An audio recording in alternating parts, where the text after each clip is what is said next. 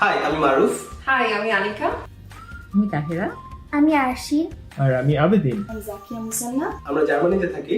আমাদের 3.5 বছরের একটা মেয়ে আছে। আমরা কানাডার টরন্টোতে থাকি। আমি অস্ট্রেলিয়া সিডনিতে থাকছি। 3.5 বছরের একটা মেয়ে আছে। তোর ভালো লেগেছে সময়। জানি সবকিছু তো এখানে খুবই সিস্টেমেটিক, সেটা তার বলার অপেক্ষাই রাখে না। আর মোর উপর সবাই সবার প্রতি খুব রেসপেক্টফুল। কাজের বাইরে অনেক সময় পাওয়া যায়, যে এই সময়টায় অনেক আউটডোর অ্যাক্টিভিটি করা যায়। Specially family. পয়লা বৈশাখ, 21শে ফেব্রুয়ারি, বন্ধুদের সাথে আড্ডা, টঙের দোকানের চা, সেই রিক্সার টুনটুন আওয়াজ, সেই ফুচকা খাওয়া। বাংলায় প্রাণ খুলে কথা বলার যে ব্যাপারটা, সেটা প্রচন্ড মিস করি। খুবই মিস করি। আমি এখন গ্রেড 3-তে পড়ি। ওকে রিসেন্টলি আমি প্লে গ্রুপে দিয়েছি। সেখানে ওর অনেক নতুন নতুন বন্ধু হয়েছে। এখানকার ভাষা শিখছে। খেলার ছলে, বিভিন্ন অ্যাক্টিভিটিসের ছলে, ম্যানার্স, কিভাবে ডাইনিং এ বসতে হয়, সব ছোট ছোট বাচ্চারা একসাথে ডাইনিং এ বসে, ওরা একসাথে খাওয়া দাওয়া করে, নিজের প্লেটটা আগিয়ে রেখে আসে।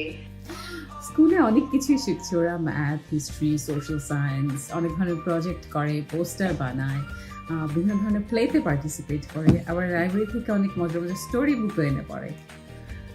ভাষার মধ্যে ওরা মেইনলি শেখে ইংরেজি আর টু সাম এক্সটেন্ট ফ্রেঞ্চ। বাংলার ব্যাপারটা বাসাতে আমরা বাংলাতেই কথা বলি। ওদের স্কুল থেকে ওদের টিচাররাও আমাদেরকে এনকারেজ করে যে বাচ্চাদেরকে যেন মাতৃভাষাটা শেখানো হয়, কারণ ও যে দেশে আছে সে দেশের ল্যাঙ্গুয়েজ ও ইজিলি শিখে যেতে পারবে, কিন্তু মাতৃভাষাটা আসলে যদি বাসায় চর্চা না হয় তাহলে ভুলে যাবে। যেটা হয় অনেক সময় হয়, যেমন স্টোরি বুকগুলো শোনাই ওকে আমরা বাংলায় পাই, তো ও অনেক শব্দই বোঝে না, তখন আমরা ইংলিশ এক্সপ্লেন করে ওকে বোঝাতে হয় যে এটা হচ্ছে এটা। ও বাংলা মোটামুটি সবই বোঝে, বলতেও পারে, কিন্তু অক্ষর চেনানো এখনো সেভাবে সম্ভব হয়নি। এখনকার সময় বাচ্চাদের পড়াশোনার কন্টেন্ট অনেক ইন্টারেস্টিং হয়েছে, অনেক ইন্টারঅ্যাক্টিভ হয়েছে, কিন্তু বাংলা শেখানোর জন্য সেরকম কন্টেন্ট এখনো অ্যাভেলেবল না। বাংলায় আসলে এই ধরনের বই আমি পাইনি খুব একটা। খুব মজাদার বই আর কি, যেটা একদম ছোট বাচ্চাদের অ্যাট্রাক্ট করবে খুব ইজিলি, যে হচ্ছে চট করে শিখে ফেলবে, মজার বই সেই কারণে। আমাদের মতো পৃথিবীর আর কোনো দেশের মানুষকে নিজের মাতৃভাষার জন্য জীবন দিতে হয়নি।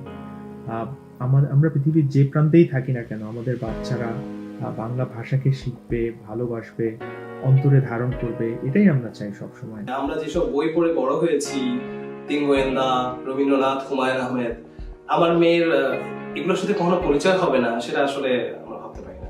আমরা যারা বিদেশে থাকি, বাচ্চা বড় করানোর ক্ষেত্রে এই বাংলা ভাষাকে ঠিকভাবে শেখাতে না পারা, এটা একটা বিশাল বড় অপ্রাপ্তি আমাদের জন্য।